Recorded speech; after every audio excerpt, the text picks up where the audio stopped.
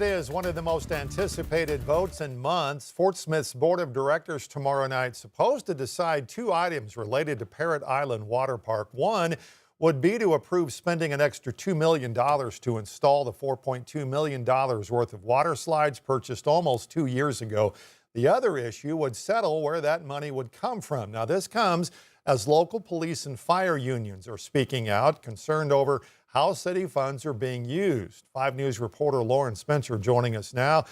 Lauren, what are both sides of this, are they saying ahead of this vote? And Darren, the Fort Smith Fraternal Order of Police and International Association of Firefighters Local 33 released a joint statement on Friday expressing, quote, deep concern and growing disappointment ahead of that vote tomorrow. One city director is responding, saying that not all of that letter is accurate. Here's what both sides had to say. The unions say the board is set to vote on allocating, quote, substantial funds from the city's unobligated general fund for the installation of those slides at Parrot Island. The statement comes just weeks after the board approved the 2026 budget, a budget the unions say eliminated multiple police and fire positions. In their letter, the unions say those cuts have, quote, already strained our ability to provide the level of public safety our community expects and deserves. The unions are urging the board to reject the water slide funding and instead redirect the funds towards, quote, competitive compensation, benefits, and staffing levels to help recruit and retain police officers and firefighters. But some city leaders are pushing back. City Director and Fort Smith Vice Mayor Jared Rigo took to Facebook Friday, saying the 71 positions eliminated in the 2026 budget were vacant, with no employees terminated and city raises maintained. Rigo also said using reserve funds for ongoing expenses would be unsustainable, adding, quote, it is inaccurate to suggest that the challenges related to competitive compensation, benefits, and staffing would be solved by simply redirecting $1,274,238 to the police and fire departments instead of using that money to complete the water slide project. That meeting is set for 6 o'clock tomorrow night. A Fort Smith resident, Casey Millspaw, posted on Facebook that he's organizing a protest ahead of that meeting, saying this is, quote, about fiscal responsibility, accountability, and respect. We'll be there and bring you updates on air and online at 5newsonline.com. Lauren Spencer, 5 News. All right, Lauren, thanks. A man is still on the run tonight after an alleged stabbing yesterday morning. Springdale police looking for this man, 25-year-old Ladarius Green. Police say they responded to a disturbance on Thirst Street and found a woman with multiple stab wounds. She was later taken to a hospital, and police say she is in critical but stable condition at this time. Police say Green left the scene after the incident with a child and was later involved in a crash. A child was found at the scene and was later reunited with family. In Fort Smith, public transit riders will see some changes to services taking effect this week. Budget cuts forced the department to make a reduction in services. Those changes, in fact, are in effect as of today. They include shortened hours on Saturdays. Fixed routes will now run from 9 to 4, and paratransit will run from 8 to 5. The Rogers Supercenter route and TAP tickets have been discontinued. Those TAP tickets help some riders afford fare tickets. Finally, services will no longer be available on the holidays. For the third year in a row, the United States Department of Agriculture is naming Arkansas the most food insecure state. This comes from the final Household Food Security Report, which the USDA says it would cancel last year. That annual report combines data from interviews conducted over the course of 3 years to find an average food insecurity level. Since the 2022 report, the statewide level has increased by more than 2%. It's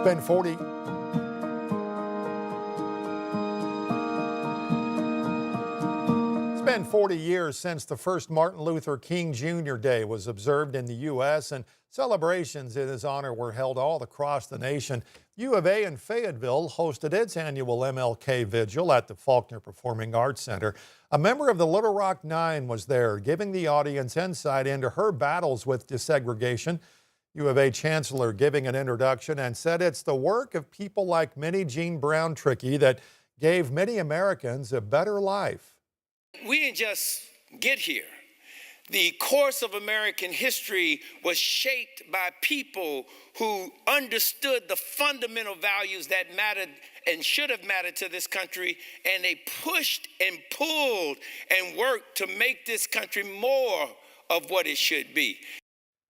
By the way, we have Chancellor Robinson's full speech over on our website at 5newsonline.com if you'd like to check that out. River Valley honored Dr. King at the annual parade in downtown Fort Smith. This is video from that parade this morning. You can see the Northside, Southside High School bands marching together down on Garrison. Discover Fort Smith organized it, says the celebration is, quote, our community's commitment to progress. Another annual parade honoring Dr. King happens every year at the Arkansas State Capitol. It's an event that brings together the Little Rock community for a greater purpose. Maya Ellison takes us to that celebration.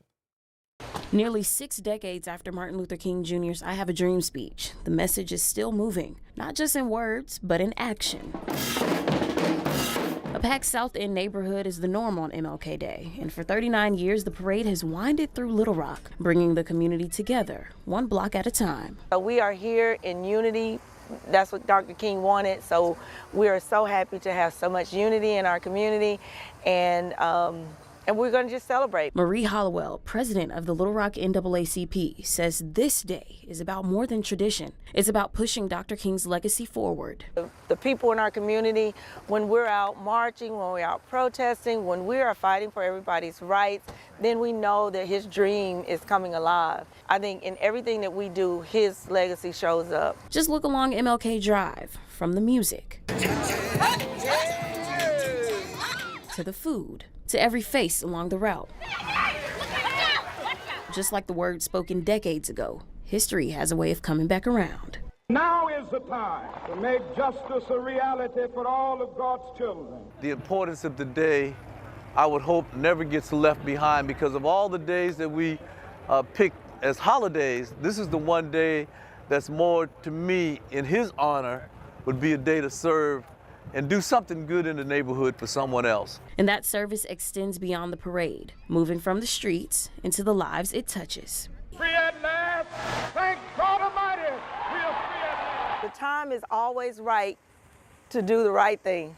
There's no bad time to do what's right, to love on people, to help somebody, just because even if you can't, if you don't have it, but it's always the right time to do what's right. That was Maya Ellison reporting. University of Arkansas Fort Smith keeping the MLK celebrations going throughout the week. It's hosting a lecture series in partnership with the River Valley MLK Commission. This year's theme is Hope in Action, Inspiring Our Future. Wednesday's lecture will focus on Arkansans standing up to power. Thursday's lecture will focus on the international reaction to Dr. King's assassination. And Friday's lecture will come from the River Valley Food Bank's director.